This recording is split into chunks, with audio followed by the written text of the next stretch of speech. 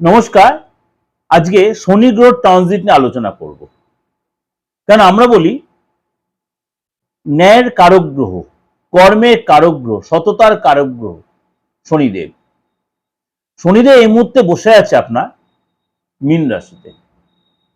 শনিদেব এই মুহূর্তে বসে আছে আপনার মীন রাশিতে।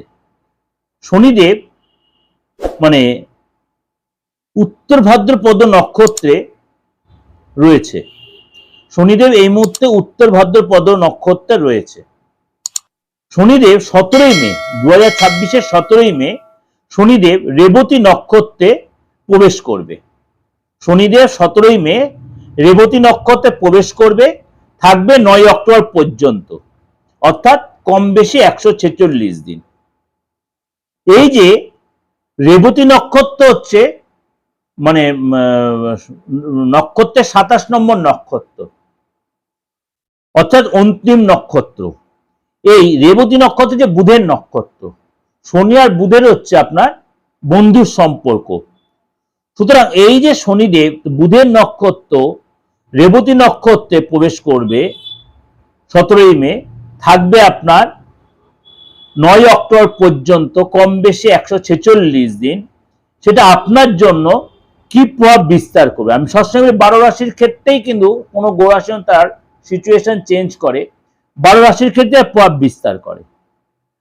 আজকে বললো আপনার রাশির ক্ষেত্রে কি প্রভাব বিস্তার করছে শনিদেবের এই নক্ষত্র চেঞ্জ।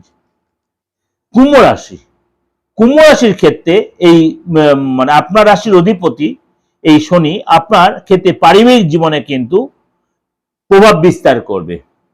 আপনার দায়িত্ব বৃদ্ধি হবে, আপনি মানে সহযোগিতাটা একটু কম পাবেন, মনের মধ্যে অস্বস্তি একটা ভাব আসবে, টেনশন বাড়বে। চাকরির জায়গায় আপনার চেঞ্জ আসতে পারে, ডিপার্টমেন্ট চেঞ্জ হতে পারে, অফিসে আপনার বিরুদ্ধে পলিটিক্স হতে পারে। আপনার আন্ডারে যারা আছে অধস্তন কর্মচারীরা, তারা আপনার বিরুদ্ধাচরণ করতে পারে। তাড়াহুড়া করবেন না, সাবধান হবেন। কোনো অফিস পলিটিক্স থেকে দূরে সরিয়ে থাকবেন।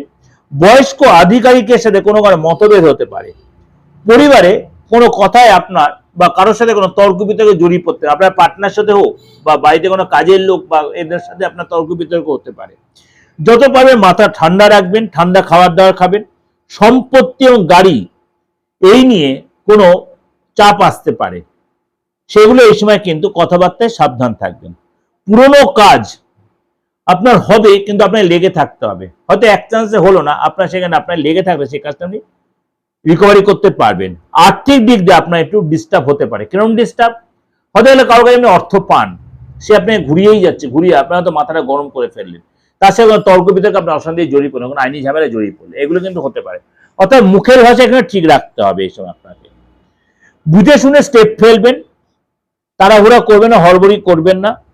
কোনো আইনি ঝামেলায় কিন্তু এই সময় কিন্তু জড়িয়ে পড়বেন না। যদি কোনো কথা সহিসাবুত করতে অবশ্যই দেখে শুনে করবেন, সাবধানতা অবলম্বন করবেন।